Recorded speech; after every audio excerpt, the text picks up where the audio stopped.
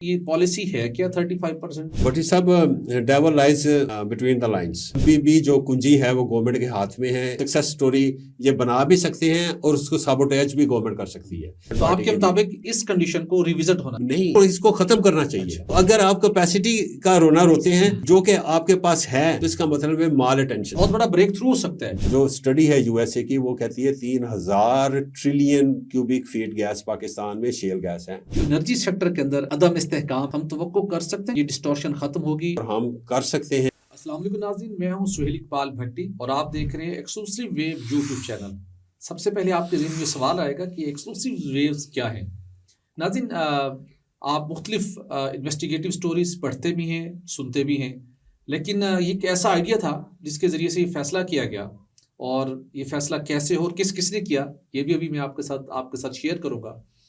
तो ये फैसला मैंने भी किया और एक हमारे सीनियर हैं उनका भी शोबा सहाफ़त में 25 साल से ज़्यादा का उनका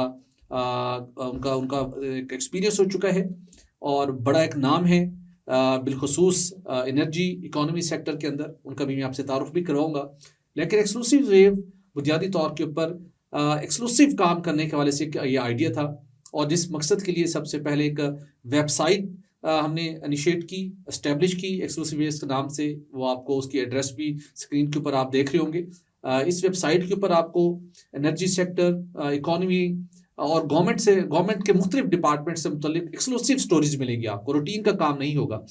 फिर ये ख्याल था कि पढ़ने का ट्रेंड जहाँ पर कम हो रहा है उसको भी जिंदा रखना चाहिए, लेकिन उसके साथ साथ यूट्यूब के ऊपर, सोशल मीडिया के ऊपर भी प्रेजेंस होनी चाहिए, जहाँ पर एक्सक्लूसिव खबर के साथ साथ उसका थोड़ा सा इन डेप्थ एनालिसिस भी होना चाहिए। सियासत के ऊपर भी बहुत गुफ्तगू होती है, तो हम सियासत को भी थोड़ा सा इसमें ज़रूर टच देंगे। उसके साथ कुछ success stories on end of वो भी आपके साथ शेयर करेंगे।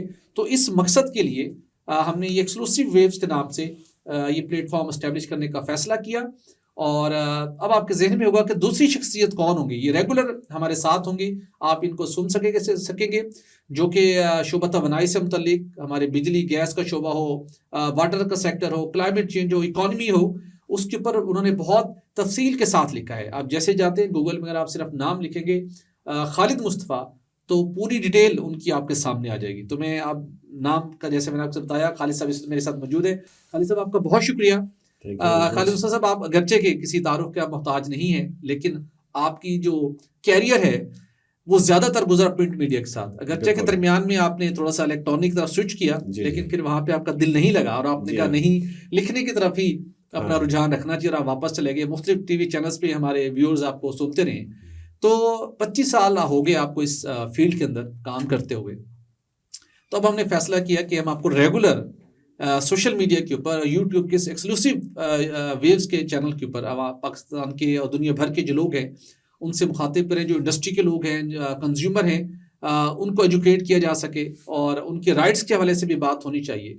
तो थोड़ा सा आप बताएं कि आप कैसा फील कर रहे हैं, और एक्सक्लूसिव वेव्स का जो आइडिया है इसको कैसे हमारे व्यूअर्स के लिए और रीडर्स के लिए आप अट्रैक्टिव बनाएंगे। जी, अस्सलाम वालेकुम viewers, from the platform of the exclusive waves. जैसा कि भट्टी साहब ने मेरा तारुफ करवाया कि मैं इलेक्ट्रॉनिक मीडिया से तो मेरा ताल्लुक़ नहीं है, लेकिन प्रिंट मीडिया में मैंने बहुत ज़्यादा लिखा है, काम किया है, इकोनॉमी पे काम किया है, और डेवलपमेंट सेक्टर पे बड़ा ज़्यादा काम किया है। इसके अलावा तवानाई के सेक्टर में बहुत ज़्यादा मैंने काम किया है। तो इस हवाले से जो हम सोचते ये थे कि जो देयर इज़ अ नीड कि हम अब डिजिटल जो साइड पे आएँ और अपना तारुफ भी करवाएं, और फिगर और फैक्ट्स के साथ, और साथ साथ इन्वेस्टिगेटिव जो स्टोरीज़ होती हैं उनके साथ भी लोगों को सेंसिटाइज़ करें। तो इसलिए ये ज़रूरत थी इस अमर की, और हमने कहा कि कोई ना कोई हम एक प्लेटफॉर्म जो है वो इनिशिएट करते हैं। तो एक्सक्लूसिव वेव्स के नाम से हमने भट्टी साहब के साथ ये जॉइंट वेंचर शुरू किया है, और मुझे उम्मीद है कि एनर्जी सेक्टर के जो लोग हैं, जो इस सेक्टर को समझते हैं, उनको भी हम कैटर करेंगे, और इसके साथ साथ जो हम पॉलिटिक्स के हवाले से भी हम बात करेंगे, इंटरनेशनल पॉलिटिक्स में जो डेवलपमेंट्स हो रही हैं उस हवाले से भी हम लोगों को बताएंगे, सेंसिटाइज करेंगे, अपना एनालिसिस भी देंगे, और साथ साथ इंफॉर्मेशन भी आपको प्रोवाइड करेंगे ऑन टाइम इंशाल्लाह। और हम इंशाल्लाह 7 बजे के बाद हमारा प्रोग्राम जो है वो अपलोड हो जाया करेगा। और मैं उम्मीद करता हूँ कि आप इस वक्त तो झूठ भी बिक रहा है, लेकिन मैं चाहता हूँ कि सच को भी मोनेटाइज किया जाए और हमारे प्लेटफॉर्म से ज़्यादा से ज़्यादा आपको इंशाल्लाह ताला सही खबर और सही एनालिसिस हम आपको प्रोवाइड करेंगे। खालसा बहुत खूबसूरत आपने बात की कि झूठ को भी सेल किया जा रहा है जी, और जी। लोग हाथ हाथ पिक भी करते हैं, उनको जी, इंटरेस्ट होता जी, है, जी। प्रोपेगेंडा भी हो रहा होता है, लेकिन आपने बड़ी अच्छी बात की कि हम सच को मोनेटाइज करेंगे। इंशाल्लाह। मेरा भी 19 साल का से ज़्यादा का तजर्बा हो चुका है इस फील्ड के अंदर, और हम चाहेंगे कि अपने व्यूअर्स को जो एक्सक्लूसिव स्टोरी होगी, आपने भी हमेशा जो स्टोरी फाइल की, अभी भी आप जो शेयर करेंगे, आप डॉक्यूमेंट के साथ काम करते हैं, हम भी डॉक्यूमेंट बेस्ड बात करेंगे। जो फैक्ट्स होंगे वो बिल्कुल वेरीफाइड होंगे, और इन रियल टर्म्स हमारी कोशिश होगी कि अपने व्यूअर्स को हम एजुकेट करें, उनको इन्फॉर्म करें। तो ये तो एक हमारी स्ट्रेंथ रहेगी, और उसके साथ साथ energy, economy, climate, water sector के साथ साथ दीगर शोबों के हवाले से भी हम अपने व्यूअर्स को टाइमली अपडेट करेंगे। बिल्कुल। तो ज़रा आज चूंकि हमारा पहला एक शो है, हाँ जी। तो हमने कहा थोड़ा सा इंट्रोडक्शन हो जाना चाहिए, जी, और बिल्कुल। थोड़ी सी इस एनर्जी सेक्टर के हवाले से जो कि आपकी बड़ी एक्सपर्टीज रही है, तो मैं ज़रूर चाहूँगा कि हम इसके ऊपर बात करें। तो अगर एनर्जी सेक्टर की बात करें, तो दुनिया का किसी भी मुल्क का एनर्जी सेक्टर हो, बिल्कुल। अगर वहाँ पर वो अफोर्डेबल नहीं है, सस्टेनेबल नहीं है, तो कोई भी मुल्क जितने मर्जी कर्ज ले ले, वहाँ पर खुशहाली का नाम नहीं आ सकता। हमारा इंपोर्ट बिल मुसलसल, हम अपनी तवानाई की ज़रूरत पूरी करने के लिए हमारा इंपोर्टेड रिसोर्सेज पे निसार बढ़ रहा है, जिसकी वजह से हमें बड़े मसाइल का सामना रहा। हमारा इंपोर्ट बिल 35 अरब डॉलर से तजावज़ कर चुका है। हमें LNG महंगी इंपोर्ट करना पड़ रही है। घरेलू सार्फिन हो, कमर्शियल हो, इंडस्ट्रियल हो, वो बिल अदा करने के काबिल नहीं रहे, और जो हमारी अपनी मुल्की तेल और गैस की पैदावार थी, वो बुरी तरह से मुतासिर हुई। और जहाँ जिस तरह हमारे यहाँ सियासी एक मुश्किल वक्त चला, इसी तरह एनर्जी सेक्टर के अंदर भी मुश्किल वक्त आया कि कंपनियां यहाँ से अपना सब कुछ बिस्तर बोरिया बंद करके उन्होंने कहा जी पाकिस्तान से जाना चाहिए। रुकावटें थी, पॉलिसी अगर बनती नहीं थी, बन गई तो इम्प्लीमेंट नहीं होती थी, बहुत से मसाइल थे। अल्टीमेटली हमने देखा कि PDM दौरे हुकूमत के अंदर मुश्तरका मफादात कौंसिल का इजलास हुआ। वहाँ से ये फैसला हुआ कि हमने गर्शी कर्जे से बचना है, और दीगर जो मसाइल हैं जिससे हमारी तेल और गैस की पैदावार बढ़ने की बजाय तेजी से कम हो रही है, इससे निपटने हैं तो एक नई पॉलिसी लानी चाहिए। वो पॉलिसी जिसे कहा जाता है 35% गैस थर्ड पार्टी के जरिए सेल की जाए, जिसके अंदर जो हमारी सरकारी कंपनियां हैं वो खरीदती हैं, पेमेंट नहीं कर पाती, गर्शी कर्जा है, बहुत से मसाइल थे। थोड़ा सा हमें बताएं कि ये पॉलिसी है क्या 35% गैस थर्ड पार्टी को सेल करने की, और इस पॉलिसी के अंदर स्पेशल इन्वेस्टमेंट फैसिलिटेशन कौंसिल का क्या रोल है? जी, थैंक यू वेरी मच। बहुत इम्पॉर्टेंट जो है ना आपने टॉपिक चूज़ किया आज, और मेरा ज़ाती ख्याल ये है कि अगर ये पॉलिसी जो है सक्सेसफुल हो जाती है, तो मेरा ज़ाती ख्याल है कि जो इंडिजिनस एक्सप्लोरेशन प्रोडक्शन जो होगी, उसके नतीजे में हमारा इंपोर्ट बिल बहुत कम हो जाएगा। चलते हैं SIFC से शुरू होते हैं। ये 2023 जून 2023 में SIFC जो है ना वो क्रिएट की गई, और SIFC को इसलिए क्रिएट किया गया कि जो भी हम पॉलिसी अनाउंस करते हैं और जब वो इम्प्लीमेंटेशन फेज़ में आती है तो वो इम्प्लीमेंट नहीं हो पाती, उसमें बड़ी रुकावटें आ जाती हैं। तो और पाकिस्तान में जो भी इन्वेस्टमेंट आती है वो वन विंडो ऑपरेशन के थ्रू नहीं आ रही। तो एक तो ये था कि बाहर के जो स्टेक होल्डर्स थे, हमारे फ्रेंडली कंट्रीज थे जो पाकिस्तान में इन्वेस्टमेंट करना चाह रहे थे, वो चाहते थे कि कोई ऐसा मजबूत प्लेटफॉर्म हो जहां हमारी बात को एक ही रूफ के नीचे सुनी जाए और वहीं पे उसके डिसीजन हो जाए। तो उस हवाले से फिर SIFC का क़याम अमल में आया, और इसमें चीफ ऑफ आर्मी स्टाफ का बड़ा अहम और कुलीदी रोल है, और इसके अलावा प्राइम मिनिस्टर ने भी इसको काफ़ी ओनरशिप दी है। तो लिहाजा जो SIFC है उसने तेल और गैस के मामलात को जब देखा, तो उसने उनको जब ये सेंसिटाइज किया गया कि इस वक्त E&P कंपनीज जो हैं तकरीबन डिसफंक्शनल हो चुकी हुई हैं और वो काम नहीं कर पा रही, और वो अपनी मज़ीद जो है एक्सप्लोरेशन प्रोडक्शन जो एक्टिविटीज़ हैं वो उनको जारी नहीं रख पा रही। तो जब पता चला कि वजह क्या है, तो वजह ये था कि सरको डेट है। सरको डेट जो है वो हमारी जो इनएफिशिएंट जो सुई गैस कंपनीज़ हैं, वो तो वेल हेड प्राइस के तहत तो वो उनसे गैस लिए जा रही हैं ओवर द डेकेड्स, लेकिन उनको पेमेंट नहीं कर पा रही थी, और उसका नतीजा ये हुआ कि वो तकरीबन 1.5 ट्रिलियन के जो आउटस्टैंडिंग ड्यूज थे वो उनको ना दे पाई। राइट। तो जो आपने फरमाया ना जी कि 5 से 6 जो हमारी जो कंपनीज हैं, जो फॉरेन कंपनीज हैं, वो ऑयल एंड गैस छोड़ के क्यों चली गई थी, जी। तो उसकी वजह यही है ठीक। कि एक तो उनको लिक्विडिटी जो था इम्प्रूवमेंट नहीं आ रही थी, वो जो भी उनसे गैस ले जा रहे, और गैस क्या था, जो मॉडल है, जो एग्जिस्टिंग मॉडल था, उसमें 2 जो सुई गैस कंपनीज हैं वो ही उनसे गैस खरीदती हैं, और वो जो है आगे से अपने बिल्कुल स्टेक ठीक। होल्डर्स खान को साहब, मैं ये ज़रूर आपसे बांटती जानना हैं। चाहूँगा, इस सारी पॉलिसी मेकिंग में, इसकी अप्रूवल में और इसकी इम्प्लीमेंटेशन में बहुत टाइम लगा इसको नोटिफाई होने में। जी, लेफ्टिनेंट जनरल सरफराज जो हेड करते हैं एसएफसी को, उनका बड़ा इंपॉर्टेंट रोल है, उनकी बिल्कुल। टीम ने बड़ा इंप्रेसिव रोल प्ले किया। उनका रोल प्ले करने के बावजूद वो पॉलिसी जो फरवरी 2024 से पहले मंजूर हो गई थी, उसको इम्प्लीमेंट होने के, या इम्प्लीमेंट अभी तो होना बाद की बात है, नोटिफाई होने के अंदर उसको 10 माह से ज़्यादा का लग गया। जी। मैं ये जानना चाहूँगा कि इस पॉलिसी का जो अब समरात हैं, जो आउटकम है मुमकिन तौर के ऊपर, जो हमें बताया गया था कि अगर ये हो जाती है पॉलिसी, तो जो पाकिस्तान के अंदर काम करने वाली पब्लिक और प्राइवेट सेक्टर की कंपनीज हैं, वो 4 से 5 अरब डॉलर की सरमायाकारी करेंगी। जी। इस पॉलिसी का अल्टीमेटली अब ईएनपी सेक्टर में क्या फ़ायदा होगा, और आम आदमी, मौशियत, कमर्शियल सनती सार्फिन को अल्टीमेटली क्या बेनिफिट मिलेगा? चूंकि अब कहा यह जाता है, देखें जी, एलएनजी बाहर से आ रही है, तो जब जितनी आप चाहते हैं आपको किसी भी वक्त मिल जाती है, और आपको क्या ज़रूरत है कि आप यहाँ पे, आपके सक्सेस रेशो कम है, यहाँ मसाइल हैं, तो आप एलएनजी इंपोर्ट कर लें, एक और टर्मिनल लगा लें, बड़े खुश हुई। तो ये थोड़ा सा डिफरेंस भी बताइएगा, और अब इस पॉलिसी के समरात क्या होंगे? जी, सम्राट की तरफ जाने से पहले भट्टी साहब, मैं आऊँगा कि ये डिले क्यों हुआ इतना ज़्यादा। देखें, सीसीआई एक सुप्रीम जो है ना, हमारा डिसीजन मेकिंग एक बॉडी है, यानी काउंसिल ऑफ कॉमन इंटरेस्ट्स, जो प्राइम मिनिस्टर हेड करता है, और मुल्क के चारों वज़ीर आला जो होते हैं उस प्लेटफॉर्म में आते हैं और डिसीजन मेकिंग करते हैं। वो सबसे सुप्रीम अदारा है पाकिस्तान में। उन्होंने अप्रूव की पॉलिसी, अमेंडमेंट कुछ चेंजेस करनी थी, हमने 2012 की जो ईएनपी कंपनी, जो ईएनपी पॉलिसी थी, उसमें करनी थी। उस जो अमेंडमेंट थी उसके मुताबिक ये था कि जो ईएनपी कंपनीज हैं उनको ये अलाउ किया जाए कि वो 35% जो गैस है वो प्राइवेट सेक्टर को बेच दें। ठीक। अच्छा, ये क्यों ज़रूरत महसूस हुई?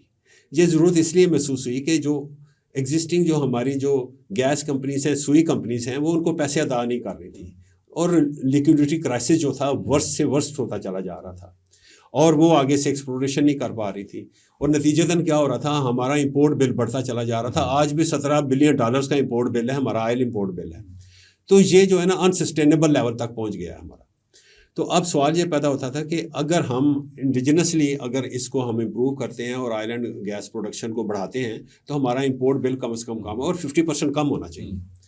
तो इस नज़रिए के तहत के जो मेन ऑब्जेक्टिव था वो यही था कि प्राइवेट सेक्टर को अगर हम देते हैं, तो प्राइवेट सेक्टर जो ऑक्शन प्राइस के तहत इनसे खरीदेगी गैस, और वो अपने क्लाइंट्स को आगे देगी, और फिर वो सुई नादरन और सुई सदरन का जो एग्जिस्टिंग जो इंफ्रास्ट्रक्चर है ट्रांसमिशन और डिस्ट्रीब्यूशन का, उनको वो इस्तेमाल करेगी, और वो उनको उसके अगेंस्ट उसको फीस भी देगी, टैरिफ भी देगी उनको, और साथ साथ उनका जो ज़्यादा से ज़्यादा जो मांगते हैं कि हमें जो है यूएफजी दी जाए, 11% दी जाए, वो भी वो उनको मिल रही है, एक्चुअल है, बिल्कुल। और उसका बाकी कस्टमर को 6.5% है, 6.5% है, लेकिन ये एक्चुअली वो जो है ना 11% उससे चार्ज कर रहे हैं जो प्राइवेट सेक्टर के लोग हैं।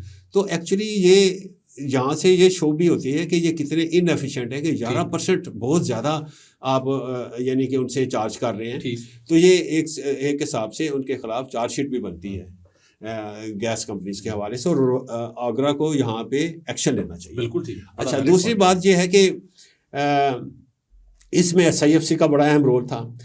जब भी ये उन्होंने अप्रूव किया, तो ये मैक्सिमम 2 माह के अंदर अंदर इम्प्लीमेंटेशन फ्रेमवर्क अप्रूव हो जाना चाहिए था, जो उनकी डायरेक्शन थी CCI की कि जी हमने अप्रूव कर दी है, आप एक्निक से आप इसका इम्प्लीमेंटेशन मैकेनिज़्म जो है वो अप्रूव करवा लें। उस इम्प्लीमेंटेशन मैकेनिज़्म को भट्टी साहब बहुत डिले करते चले गए।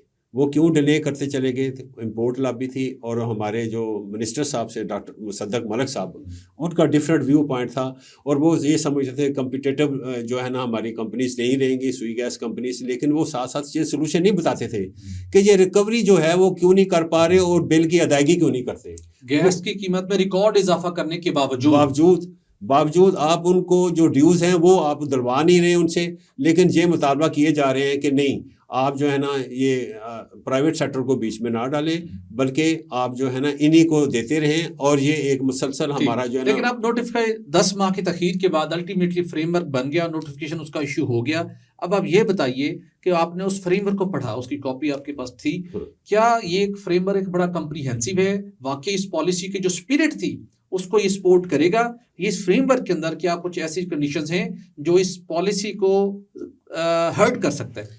भट्टी साहब, devil lies between the lines and details, और मैंने डिटेल्स जब पढ़ी तो उसमें एक दो नोटिफिकेशन में एक दो मैंने क्लासेस पढ़ी हैं जो कि जिसने मुझे लगता है कि अभी भी जो कुंजी है वो गवर्नमेंट के हाथ में है इसको सक्सेस करने में।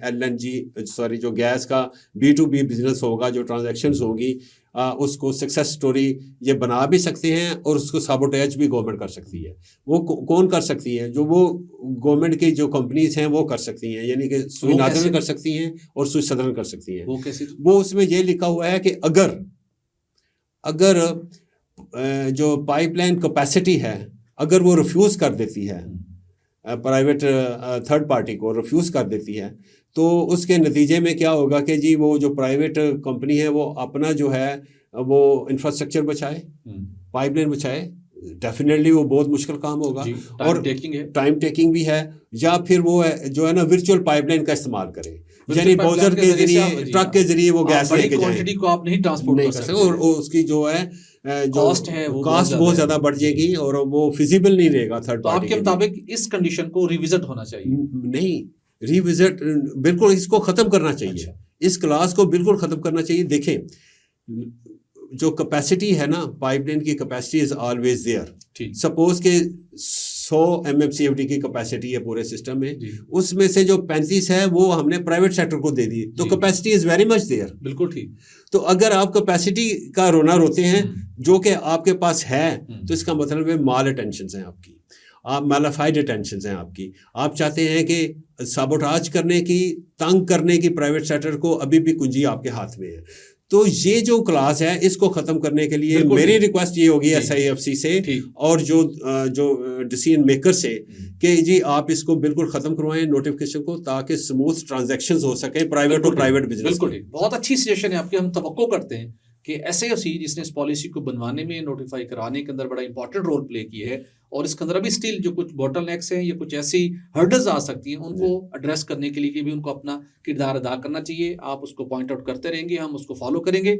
आई होप कि ये हर्डल्स भी रिमूव होंगी। तो थोड़ा सा मैं आगे बढ़ना चाहूँगा, थोड़ा सा काफ़ी डिटेल बात हो गई, जो कि आज ओपनिंग था और आइंदा हम कम वक्त के अंदर ज़्यादा मालूमात नाज़रीन के साथ शेयर करें। लेकिन ये वो पॉलिसी थी ना 35% की, जिसने पाकिस्तान के एनर्जी सेक्टर का जो फ्यूचर है उसको डिफाइन करना है कि इसने हमें मुल्क को खुशहाली की तरफ लेके जाना है, अफोर्डेबल एनर्जी की तरफ लेके जाना है, या हमने इंपोर्टेड एनर्जी के ऊपर इन्हिसार करके अपना मजीद बेड़ा गर्क करना है। तो इसलिए हमने इसको थोड़ा डिटेल डिस्कस किया। 35% पॉलिसी आ गई, लेकिन उसके साथ पाकिस्तान की सबसे बड़ी oil and gas company, strategic अहमियत की हामिल है एनर्जी सेक्टर में, OGDCL। OGDCL का 2 साल पहले तक उसके काफ़ी हालात ख़राब थे। हमने देखा कुछ ड्रिलिंग नहीं हो सकी, ड्रिलिंग एक्टिविटीज़ नहीं हो सकी। उनकी कंपनी की जो फाइनेंशियल परफॉर्मेंस थी पूरी तरह से हिट हुई। लेकिन लास्ट 2 इयर्स में जब एक्टिंग MD थे अहमद याद लक साहब, उस टाइम के अंदर कंपनी की परफॉर्मेंस कैसी रही, और अब उनको मुस्तकिल MD अपॉइंट कर दिया गया। उधर से ये 35% की पॉलिसी आ चुकी है, जिसके सबसे बड़ी बेनिफिशरी OGDCL हो सकती है। तो अहमद याद लक साहब की अपॉइंटमेंट को, उनके 2 साल का जो एक्टिंग चार्ज था, और कमिंग डेज के अंदर उनका क्या प्लान है कि OGDCL को वो कहाँ पे ले जा सकते हैं, ये कहाँ पे ले जाने का प्लान है, ताकि पाकिस्तान की जो एनर्जी की नीड्स है वो डोमेस्टिक रिसोर्सेज से, इंडिजिनस रिसोर्सेज से पूरी हो सके। देखिए भट्टी साहब, मैंने लक साहब के साथ हमारी जो है, मैंने उनको देखा है, परखा है उनको। वो बड़े कमिटेड और जो है नेशनलिस्ट अप्रोच के ये पर्सनैलिटी हैं वो। और अपने 1.5 साल पौने 2 साल के दौर में उन्होंने एक्चुअली ऐसे कदम उठाए जिनसे जो OGDCL थी जो कि ऑन द डिक्लाइन थी वो ऑन द राइज होना शुरू हो गई। और वो ऑन द राइज कैसे हुई? सबसे पहले तो उन्होंने जो प्रॉफिट लेके दिया after tax deduction 208 billion rupees का। और 800 मुश्किल हालात में, वो टाइम बहुत मुश्किल था, बहुत टाइम मुश्किल था। और 436 बिलियन की गैस जो है ना वो सेल कर दी। तो इसका मतलब ये है कि इस लिहाज से परफॉर्मेंस वो उनकी बहुत अच्छी थी। आज ये उन्होंने स्टेप्स कौन कौन से लिए? उन्होंने जो स्टेप्स लिए हैं, उन्होंने अपने दौर में 4000 बैरल जो है ऑयल का, क्रूड ऑयल का, वो इंक्रीज किया, ठीक है ना। और 35,000 बैरल तक OGDCL की पूरी पुरानी डिस्कवरी से जो डिप्लीटिंग ट्रेंड पे थी वो डिप्लीशन को रोका और मजीद इंक्रीज कर दिया। और गैस जो थी वो 825 MMCFD तक ले गए। अच्छा। और वो ये था कि जो इन्होंने आते ही एक प्रोग्राम जो है वो लॉन्च किया, वो था जो डिप्लीटिंग जो गैस वेल्स थे या गैस फील्ड्स थी उनको ऑप्टिमाइज करने का एक इन्होंने प्लान जो है वो इनिशिएट किया। और ना सिर्फ इन्होंने इनिशिएट किया बल्कि इन्होंने अपने बोर्ड ऑफ डायरेक्टर्स को कॉन्फिडेंस में लिया और उनकी ओनरशिप भी दिलवाई उस प्रोजेक्ट को। एग्जैक्टली। और उस ऑप्टिमाइजेशन प्लान के अंदर चेयरमैन OGDCL बोर्ड जो बैंक ऑफ पंजाब के सदर भी हैं जफर मसूद साहब, उनका बड़ा इंप्रेसिव रोल रहा है। कुछ लोगों से मैंने बात की और उनको मुझे एक दफा इंटरव्यू करने का मौका भी मिला था। अच्छा। फिर रियाज खान जैसे जो XMD OGDCL हैं वो बोर्ड में मौजूद हैं, कुछ दीगर बोर्ड्स ने। ओवरऑल देखा जाए पब्लिक सेक्टर के अंदर कहा जाता है कि जो हमारी कंपनीज की इनएफिशिएंसीज हैं वहां बोर्ड का वीक रोल होता है, लेकिन यहाँ पे OGDCL के अंदर चेयरमैन OGDCL बोर्ड हो, जफर मसूद साहब हो या रियाज खान साहब दीगर में, उन्होंने बड़ा इंप्रेसिव रोल प्ले किया है जिसकी वजह से कंपनी ने ग्रो किया है, बेहतरीन तरह सफर। और इसके अलावा 7 जो थी ना नई डिस्कवरीज भी की है ना इन 2 सालों में, 7 नई डिस्कवरीज भी कर ली इन्होंने। और एक थी खवाड़ी, एक जो थी गैस फील्ड थी जो कि 2012 से बिल्कुल डॉर्मेंट थी, उनको ना सिर्फ एक्टिव किया बल्कि मोनेटाइज भी कर दिया। तो ये इनके जो थे ना प्लस पॉइंट्स थे, ये इनके अचीवमेंट्स थी। और इनके अचीवमेंट्स इतनी प्लाजिबल थी कि जब as a MD regular MD की अपॉइंटमेंट का आया मसला तो और भी कैंडिडेट्स थे, लेकिन जो बोर्ड ऑफ डायरेक्टर्स था उनके नज़दीक उनके अचीवमेंट्स भी साथ थी। उनके जो दबे ही यानी गाइडेड दी OGDCL, वो उनके सामने सारा था, पूरा रिकॉर्ड था।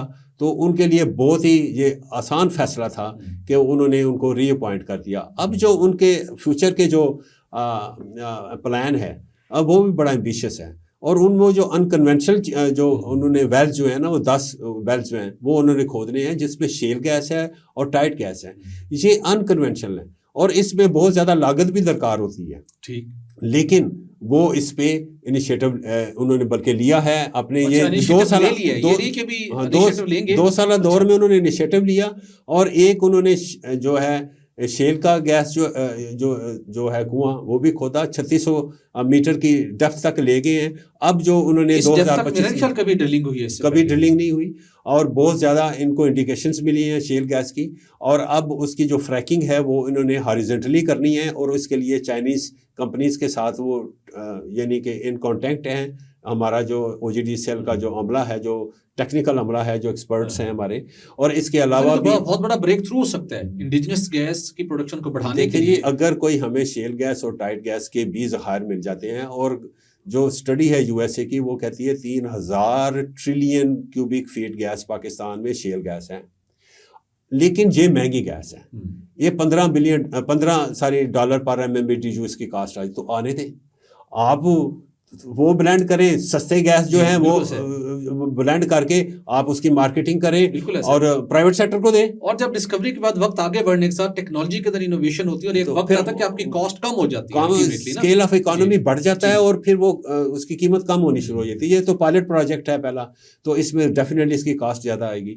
तो मैं सोच रहा, यानी कि कहने का मतलब ये है कि पाकिस्तान जो E&P कंपनीज की जो अब डायरेक्शन है वो पॉजिटिव डायरेक्शन है। अब मैं देख रहा हूँ कि इनके शेयर्स भी बहुत ज्यादा ऊपर जाएंगे, लोगों ने बड़ा बेनिफिट हुआ है और शेयर बढ़े भी है। मैं आपसे ये जरूर जानना चाहूँगा, आने वाले दिनों में मजीद इसके ऊपर बात करेंगे भी सही, जिससे जो कंपनीज के शेयर होल्डर्स हैं, लोग स्टॉक्स में शेयर्स खरीदते हैं, उनको भी पता चलेगा क्या उसके ऊपर इम्पैक्ट आएगा आने वाले दिनों में मजीद बेहतरी का। पाकिस्तान में जिस तरह सियासी अदम इस्तेहकाम है उसको हैंडल करने की कोशिश की जा रही है।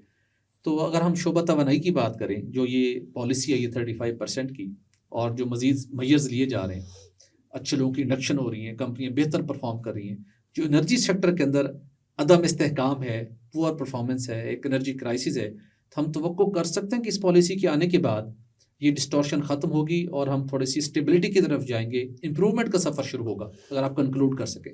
बिल्कुल भट्टी साहब, इसमें ये होगा कि सबसे पहले तो सरको डेट जो है वो कम होगा, और लिक्विडिटी जो अवेलेबल होगी E&P कंपनी से, और वो जो $5 बिलियन की इन्वेस्टमेंट कुछ ये अपनी पॉकेट से भी करेंगी, जो और कुछ ये जो प्राइवेट सेक्टर से ये इनको एडवांस पेमेंट्स मिलेंगी और ऑन टाइम मिलेंगी, वो भी ये री इन्वेस्ट करेंगे।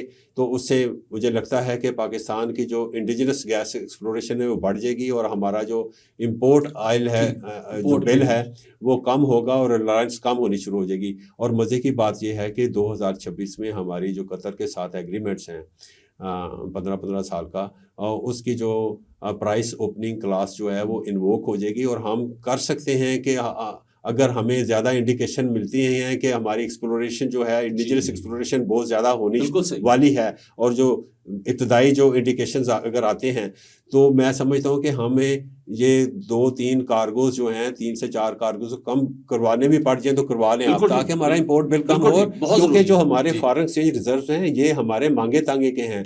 लोन हमने लिए हुए हैं फ्रेंडली कंट्री से, और यहाँ तक कि जब भी हम लोन रोल ओवर करवाते हैं तो हमारी लीडें लगती हैं। बिल्कुल ठीक है ना। ये हालांकि ये खुशी की खबर नहीं है, ये अंदर की खबर होनी चाहिए, पेजेस के अंदर छुपा के ये लगानी चाहिए, लेकिन हम इसे बड़ी सक्सेस समझते हैं कि हमारा जो है ना सऊदी अरब ने या यूएई ने या चाइना ने हमारा रोल ओवर कर दिया है, और ये हमारी सक्सेस स्टोरी है गवर्नमेंट की, और गवर्नमेंट इस पर बहुत ज़्यादा यानी कि ड्रम्स बजाना शुरू कर देती है। हालांकि ये अच्छी बात नहीं है, हमें अपना इंपोर्ट सब्स्टिट्यूशन की तरफ जाना पड़ेगा। इस वक्त हमारी जो एलपीजी है उसी का इंपोर्ट बिल देखें ना 1.2 बिलियन का है, और यहाँ पे एक प्रोजेक्ट पड़ा हुआ है जिसको हम कहते हैं JJVL एलपीजी प्लांट।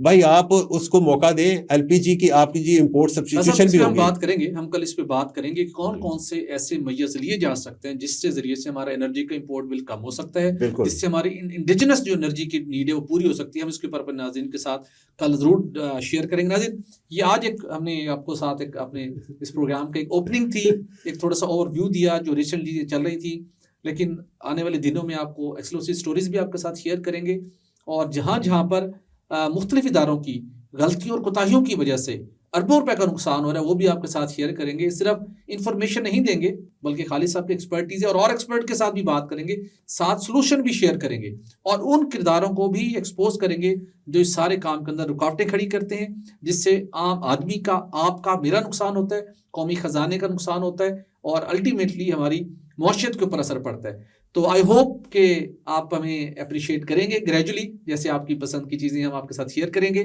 और अगर आज का व्लॉग, आज का हमारा ये पहला प्रोग्राम आपको पसंद आया हो तो हमें लाइक कीजिए, सब्सक्राइब कीजिए, और फीडबैक लाजमी दीजिएगा, क्योंकि हमने ये रेगुलर ये फीचर्स ऐड करना है डे टू डे बेसिस के ऊपर, ताकि हम इसको मज़ीद बेहतर बना सकें। अपना ख्याल रखिएगा, हमें इजाज़त दीजिए। अल्लाह हाफिज़।